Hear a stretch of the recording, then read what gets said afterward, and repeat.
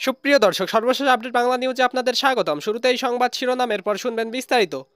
শুরুতেই জানিয়ে দেব, বিভিন্ন দেশের সরকার প্রধানরা খালেদা জিয়ার খোঁজ নিচ্ছেন। বিস্তারিত থাকছে প্রতিবেদনে। আরও জানিয়ে দেব, দ্বিতীয় দফায় বিএনপির প্রার্থী ঘোষণা, তালিকায় নেই রুমিন ফারহানা। বিস্তারিত থাকছে প্রতিবেদনে। আরও জানিয়ে দেব, কালকের মধ্যেই দেশে ফিরতে পারেন জুবাইদা রহমান। বিস্তারিত থাকছে প্রতিবেদনে। সুপ্রিয় দর্শক, এতক্ষণ শুনছিলেন সংবাদ শিরোনাম, এখন শুনবেন বিস্তারিত। তার আগে ভিডিওটি ভালো লাগলে চ্যানেলটি সাবস্ক্রাইব করুন। বিএনপির যুগ্ম মহাসচিব শহীদুদ্দিন চৌধুরী আনি বলেছেন, শুধু বাংলাদেশই নয়, সারা বিশ্বের বেগম জিয়া সম্মানিত বিভিন্ন দেশের সরকার প্রধানরা তার চিকিৎসার খোঁজ খবর নিচ্ছেন, বিবৃতি দিচ্ছেন এবং এমনকি চিকিৎসকও পাঠাচ্ছেন। বাংলাদেশ সরকার তাকে যে সম্মান দিয়েছে, এতে আমরা অভিভূত। সরকার দায়িত্ব নিয়ে তাকে যে মর্যাদায় অসীন করেছে, এজন্য আমরা ডক্টর মোহাম্মদ ইউনূসকে অভিনন্দন জানাই। বৃহস্পতিবার 4 ডিসেম্বর বিকেলে লক্ষ্মীপুর পৌরসভায় রাজীবপুর এলাকায় ধানের শীষে ভোট চেয়ে আয়োজিত গণমিছিলের পূর্বে সংক্ষিপ্ত সমাবেশে প্রধান অতিথির বক্তব্যে তিনি এসব কথা বলেন। অ্যানি চৌধুরী লক্ষ্মীপুর 3 সদর আসনে বিএনপির প্রার্থী ও জেলা বিএনপির আহ্বায়ক। তিনি আরও বলেন, দল আমাদের সিদ্ধান্ত দিয়েছে ভোটের জন্য ঘরে ঘরে যেতে। এবারের নির্বাচন আগের মতো নয়, এটি একটি অদৃশ্য শক্তির বিরুদ্ধে নির্বাচন। একটি দল এনআইডি কার্ডের ফটোকপি নিচ্ছে, এটি ষড়যন্ত্র, নীল নকশা। উদ্দেশ্য ভোট চোরের প্রক্রিয়া তৈরি করা। ধানের শীষের পক্ষে ভোটের ব্যবধান কতটুকু তা এলাকার হাঁটলেই বোঝা যায়, কিন্তু তারা মা বোনদের মিথ্যা প্রলোভন দেখিয়ে আইডি কার্ড নিচ্ছে, এটি গভীর ষড়যন্ত্র। নির্বাচন কমিশনকে বলতে চাই, কারা আইডি কার্ড ও তার ফটোকপি সংগ্রহ করছে তা তদন্ত করে বের করতে হবে এবং তাদের বিরুদ্ধে ব্যবস্থা নিতে হবে। সমাবেশে উপস্থিত ছিলেন জেলা বিএনপির সদস্য সচিব শাহাবুদ্দিন সাবু, বাফুফের সহসভাপতি ওয়াহিদুদ্দিন চৌধুরী হ্যাপি, লক্ষ্মীপুর পৌর বিএনপির সভাপতি রেজাউল করিম লিটন, জেলা মহিলা দলের সাধারণ সম্পাদক ফাতেমা আক্তার সুমি ভুইয়া প্রমুখ।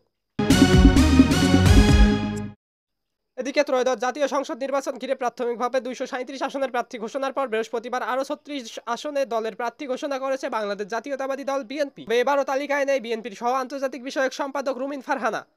বিকেলে গুলশানে চেয়ারপারসনের কার্যালয়ে এক সংবাদ সম্মেলনে নতুন তালিকা থেকে প্রার্থীদের নাম ঘোষণা করেন বিএনপির মহাসচিব মির্জা ফখরুল ইসলাম আলমগীর।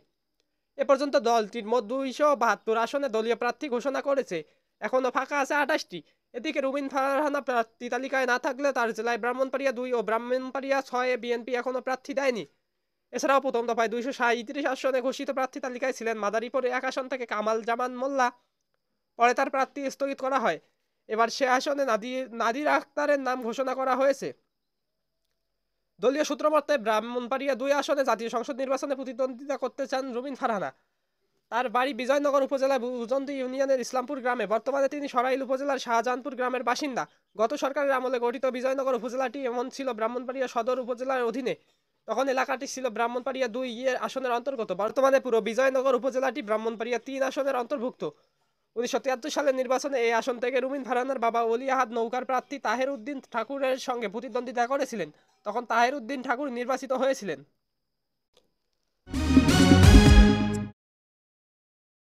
এদিকে বিএনপির ভারপ্রাপ্ত চেয়ারম্যান তারেক রহমানের স্ত্রী জুবাইদা রহমান বৃহস্পতিবার লন্ডন থেকে রওনা হয়ে শুক্রবার সকালে ঢাকায় পৌঁছাবেন বলে ফেসবুকে এক পোস্টে জানিয়েছেন তারেক রহমানের উপদেষ্টা মাহাদি আমিন। খালেদা জিয়া আজ মধ্যরাতে বা কাল সকালে লন্ডন নিয়ে যাওয়ার প্রস্তুতি নেওয়া হচ্ছে বলে জানিয়েছে বিএনপি। বিএনপির ভারপ্রাপ্ত চেয়ারম্যান তারেক রহমানের স্ত্রী জুবাইদা রহমান বৃহস্পতিবার লন্ডন থেকে রওনা হয়ে শুক্রবার সকালে ঢাকায় পৌঁছাবেন। তবে তার আগে ফ্লাইটের ব্যবস্থা করা গেলে তিনি পৌঁছাবার আগেই বিএনপি চেয়ারপারসন খালেদা জিয়াকে উন্নত চিকিৎসার জন্য লন্ডনের উদ্দেশ্য নিয়ে রওনা হবে একটি দল। সেক্ষেত্রে এই দলে থাকবেন খালেদা জিয়ার ছোট ছেলের স্ত্রী শর্মিলা রহমান, কয়েকজন চিকিৎসক ও ব্যক্তিগত সহকারী।